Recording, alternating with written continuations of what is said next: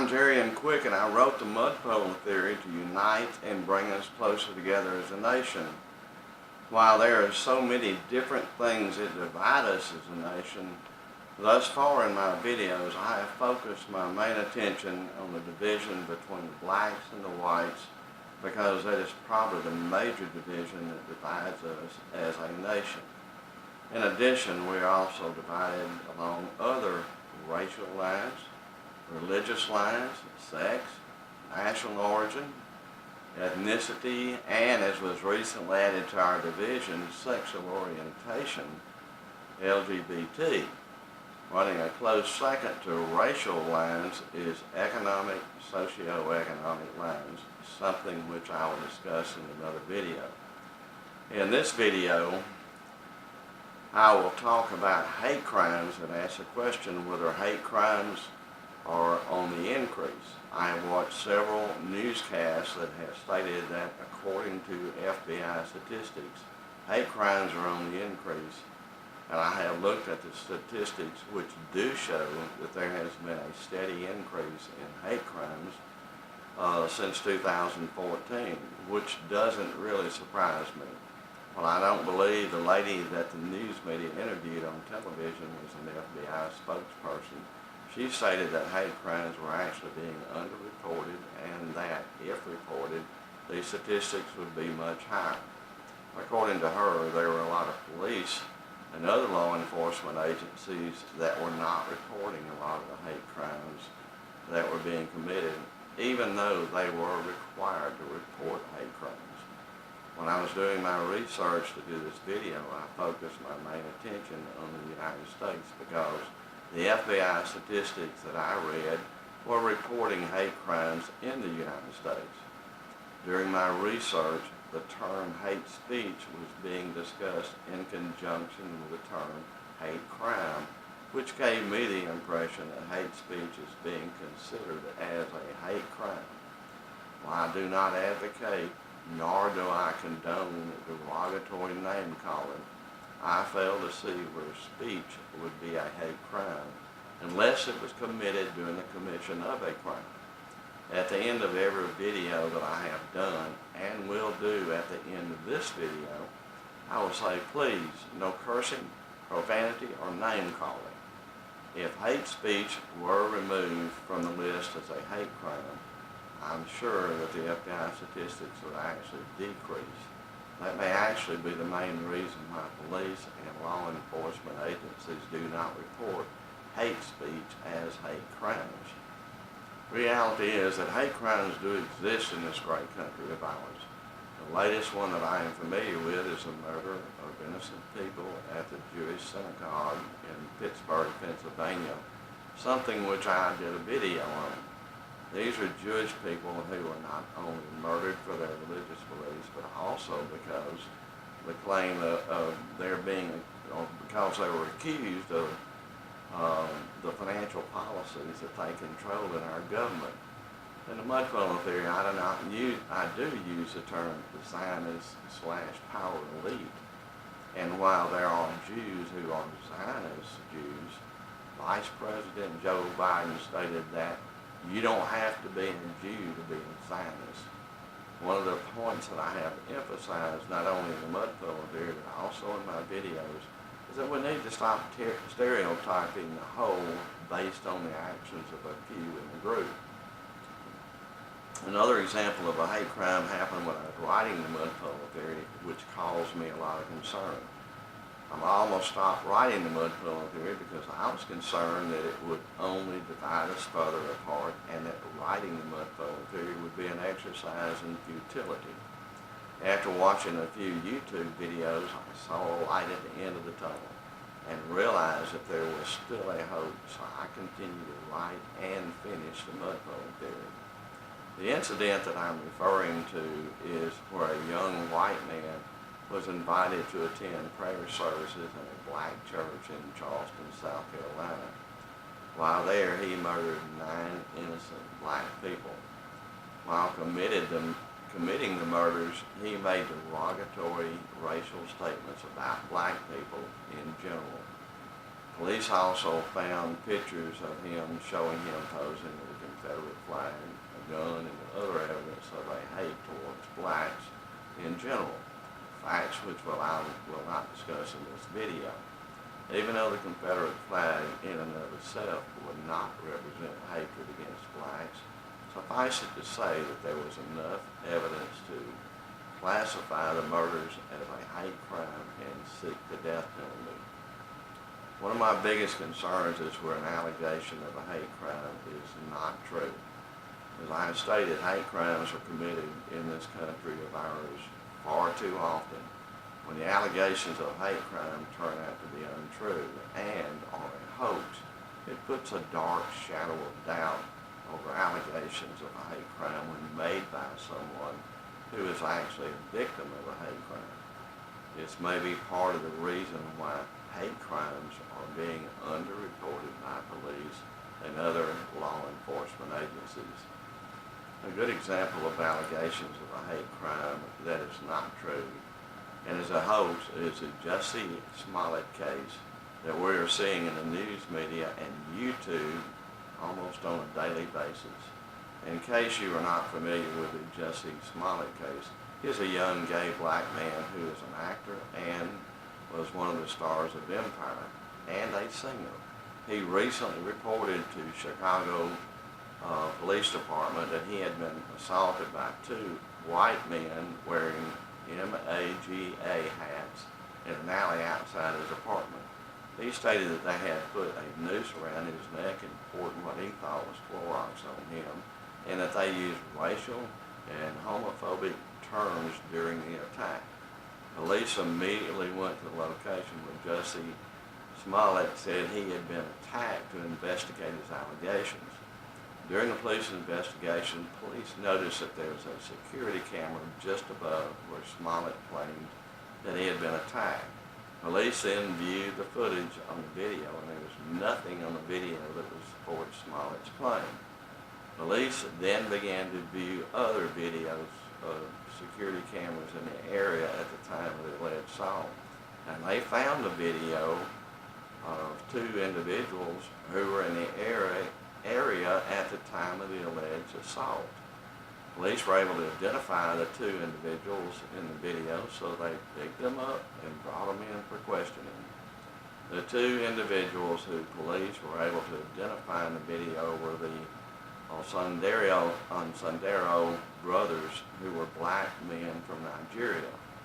When brought in for questioning, they admitted that they were in the area during the alleged assault and told police that Smollett had paid them $3,500 to perpetuate the hoax. They told police that Smollett created the hoax so that he could bring news media attention to himself because he was unhappy with what he was being paid on Empire. Apparently, Smollett believed that because of the news media attention surrounding his hoax, he could demand and receive a pay raise for his role in the Empire. Smollett's strategy of creating a hoax to promote his career has only backfired because after his false allegations hoax were investigated by Chicago PD, Smollett was charged with several criminal offenses which could lead to him being in prison for several years. Also, he was written out of the last two episodes of Empire, and according to reports that I have seen in the news media and on YouTube, Smollett will no longer have a role in Empire. Rather than elevating his career, it has more than likely ruined his career. Unfortunately, this is not the only example where false allegations have been made against whites concerning acts of hate crimes. In the Tawana Brawley case in New York in 1987, a 15-year-old black girl was found in a garbage bag covered in feces, and she alleged that she had been abducted by 4 white men, one of whom she identified as a police officer, and was held captive for 4 days in the woods. During those 4 days, she stated that she was repeatedly raped and sexually assaulted by the 4 men that had abducted her. She was then carried to the hospital where a rape kit was done concerning her allegations that she had been repeatedly raped and sexually abused. And as soon as the Tawana Brawley case was reported in the news media, Al Sharpton and two black civil rights attorneys came forward and became advisors and spokesmen for Tawana Brawley and her family. This is a case where Al Sharpton became well known as a civil rights leader. As I will discuss later, while it did elevate him to be a well-known civil rights activist, it also led him to be sued and a judgment to be returned against him for defamation of character. While in the hospital, Tawana Brawley would not talk to the police, quote, because of the trauma that she had been put through, end quote. After her release from the hospital, she and her parents, on the advice of her advisors, would not let her speak to the police unless it was a black police officer. So a black police officer was sent to talk with her and get a statement.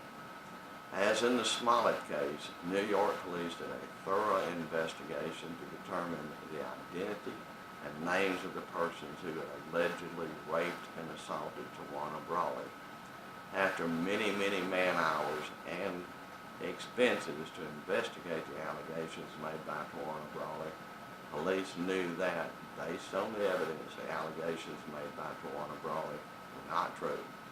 Since this case had caused a lot of racial unrest in the black community, and because the allegations alleged that a police officer was involved, the police, along with the prosecutor, decided to put the facts and evidence before a grand jury to decide the merits of Tawana Brawley's accusations. The following year, in 1988, a grand jury was convened, and after hearing testimony by all the witnesses and reviewing all the evidence, the grand jury issued a 150-page written report stating that the allegations of being abducted, raped, and sexually abused were not true. The rape kit that was done in the hospital showed no signs of her being raped and sexually abused. The feces covering the garbage bag she was found in was tested, and it was determined that the feces was dog feces from the dog next door. Several of her classmates testified that they had seen her at a party during the 4 days that she was allegedly being held in captivity. While there was a lot more testimony and evidence reviewed by the grand jury than I have discussed above, I will not discuss the additional testimony and evidence reviewed by the grand jury in this video. However, I would suggest that you do your own research and draw your own conclusions from the truth, as was presented to the grand jury. Even after the 150-page decision was handed down by the grand jury, Al Sharpton, the two black civil rights attorneys, and Tawana Brawley argued that the allegations were true and that it was a cover-up conspiracy. Not only was the prosecutor accused of the cover-up, but he was also accused of being a participant in the crime itself. The prosecutor sued Tawana Brawley, Al Sharpton, and the two black civil rights attorneys for defamation of character and got a judgment against all four. It appears that things have gotten to the point where making false allegations against another person or persons for financial and or political gain is almost an everyday occurrence. As I had stated earlier, this only places a shadow of suspicion and a shadow of doubt on those who have actually been victims. In my opinion, honesty is the best policy and will carry you much further in life. If you are caught in a lie, as we have seen from past history, there are and should be consequences. Recently, I saw where a survey was conducted, and those who participated were asked if they thought that we would have a race war in the U.S., and 37% of those surveyed said that there would be. This is not only shocking, but is also alarming to think that we would have that many people who would give that answer.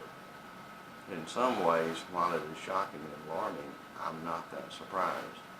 based on some of the subjects I have already discussed in some of my other videos and in the mud puddle theory, there are a large number of people in this country who are dissatisfied and who won't change. The major problem is that we want to put the blame on one another and not put the blame where it actually belongs. When you read the mud puddle theory and watch some of my other videos, you should have the knowledge and understanding to know who the real culprit is and who to put the blame on. Of course, we also need to accept responsibility for the part that we have played in bringing about and supporting things that only have contributed to our division. As I stated in most of my videos and in the mud puddle theory, my goal is to unite and bring us closer together as a nation in order to bring about the changes that will benefit all, not just a few. Uniting and coming closer together as a nation will also aid in solving some of our other social problems, such as hatred, bias, prejudice, and so forth. While I can't promise you that it will do away with hate crimes that are being committed each year in this great country of ours, I can assure you that there will be a dramatic reduction in hate crimes, not an increase. Bayard Rustin, who was a gay black civil rights activist and an advisor to Martin Luther King Jr., summed up my sentiments best of what I advocate in teaching mud puddle theory when he said, quote, "Those values are based on the concept of a single human family and the belief that all members of that family are equal," end quote, period. In his "I Have a Dream" speech, Martin Luther King stated that, quote, "I have a dream that the day will come when a man will not be judged by the color of his skin, but by his character," end quote. This, for me, represents true racial equality. If you have watched my other videos and or read the mud puddle theory, you know that this is not what is happening in this great country of ours today. I take it a step further because I also advocate a race-neutral government where governmental policies are not based on race but are based on the needs of all American citizens and not just a few, which is provided under the U.S. Constitution. As long as race continues to be an issue in government, we will remain divided. Thanks so much for watching. I hope that you have enjoyed this video and that you have learned some truth that will help you to better know and understand the underlying causes that are dividing us as a nation. Please like and subscribe below and feel free to share this video. Your comments are not only welcome, but I encourage you to leave your productive and meaningful comments so that we can have the productive and meaningful conversations, discussions, and our dialogues that we need to unite and bring us closer together as a nation. Please, no cursing, profanity, or name-calling. I would also like to invite you to visit my website, themudpuddletheory.com, where you will find some articles that I have written that you may be interested in and can read. If you would like to post an article to my website that you have written, or even if written by someone else, please contact me and I will review it and possibly post it to my website for others to read. While there, go to my store page and you can click on the Amazon icon and order the Mud Puddle Theory through Amazon. You can also order the Mud Puddle Theory through Barnes & Noble online, Books A Million online, and you can even go to your local bookstore and they can order it for you. Again, thanks so much for watching this video. God bless America.